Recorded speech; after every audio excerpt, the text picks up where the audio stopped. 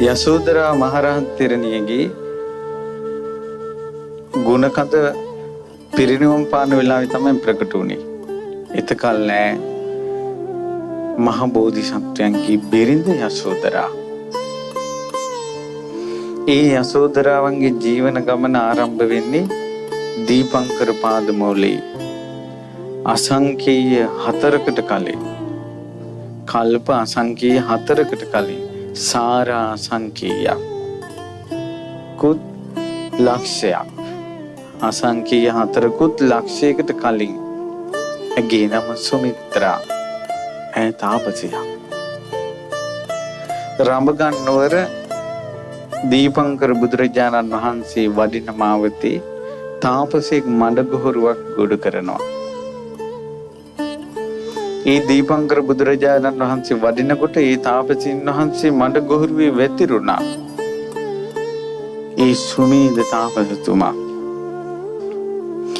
සුමේද තාපසතුමා මඩගොහරුවේ වැතිරිලා මාගේ ශරීරයේ උඩින් තථාගතයන් වහන්සේ වඩිත්වා කියලා අදිෂ්ඨාන කරගෙන සිටිනකොට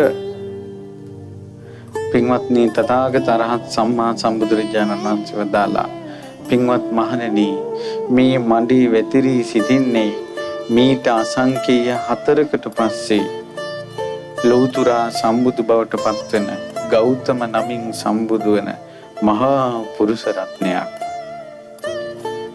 අන්න ලෞතුරා සම්බුදු කෙනෙක්ගෙන් ඉස්සෙල්ලාම විවරණ ලැබුවා. එතකොට මේ පිරිස අතර හිටපු සුමිත්‍රා තාපසිය අර තාපසීන් වහන්සේට තමන්ගේ අතේ තිබ්බ මානෙල් මිටි 5ක් දීලා තමන් 3ක් තියාගෙන තාපසීන් වහන්සේ තථාගතයන් වහන්සේට පූජා කරන්න කියලා ලෞතුරා සම්බුදු බව පිණිසම පූජා කරන්න කිව්වා. ලෞතුරා සම්බුදු බව පිණිස පූජා කළා. ඒ සුමිත්‍රා ඉතුරු මල් කලම් 3 පූජා කළා. මේ උත්තමයා සම්බුදු වෙන ජීවිතේ දක්වාම මම මොහුගේ බිරිඳ වේවා කියලා. ඔය තමයි ප්‍රාර්ථනාව.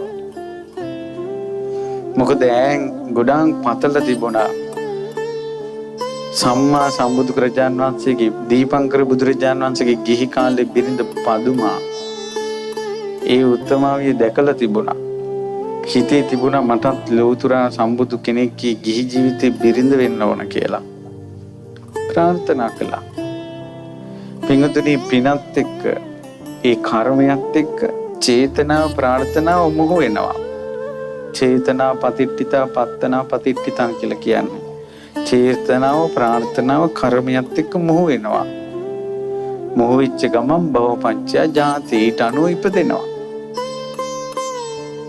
ඉතින් උපනෝපන් ජීවිතේ මොන ගෙහින ජීවිතේ බිරිඳ වෙලා උපදිනවා.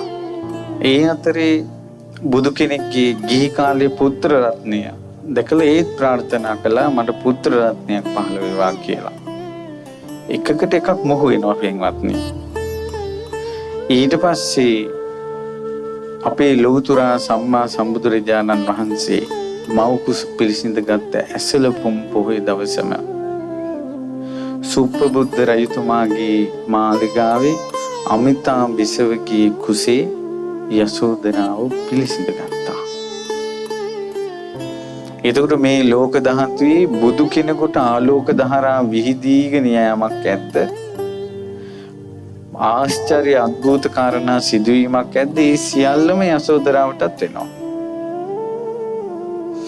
මේ තාක් සම්බුද්ධ ශාසනවල පින්වත්නි බුදු කෙනෙක් සම්මා සම්බුදු වෙලා තියෙන්නේ එක්කෝ අසංකේය කල්ප ලක්ෂ 8ක් පෙරම් පුරලා එහෙම නැත්නම් අසංකේය කල්ප ලක්ෂ 16ක් පෙරම් පුරලා අපේ බුදුරජාණන් වහන්සේ විතරයි අසංකේය 4ක් පෙරම් පිරුවේ. ඊළඟට බුදු වෙන මෛත්‍රී තථාගත සම්මා සම්බුදුරජාණන් වහන්සේ අපේ බුදුරජාණන් වහන්සේට අසංකේය කල්ප ලක්ෂ 12කට කලින් පෙරම් පුරන්නේ. අපේ බුදුරජාණන් වහන්සේ පෙරම් පුරපු කාලේ වගේ 3 ගුණයකට කලින් පෙරම් පුරන්නේ. තවම සම්බුදුනේ නැහැ. ඊළඟට පහළ වෙන මෛත්‍රී බුදුරජාණන් වහන්සේ. මෛත්‍රී බුදුරජාණන් වහන්සේ පෙරුම් පුරල විවරණ අරගෙන අසංඛ්‍ය 12ක් ගියාට පස්සේ අපේ බුදුරජාණන් වහන්සේ දීපංකර බුදුරජාණන් වහන්සේට මුණ ගැහුණේ.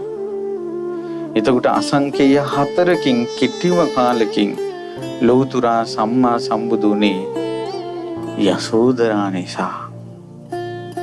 යසෝදරාව නිසා තමයි ඉක්මනට පාරමී පිරුණේ. ඒ නිසා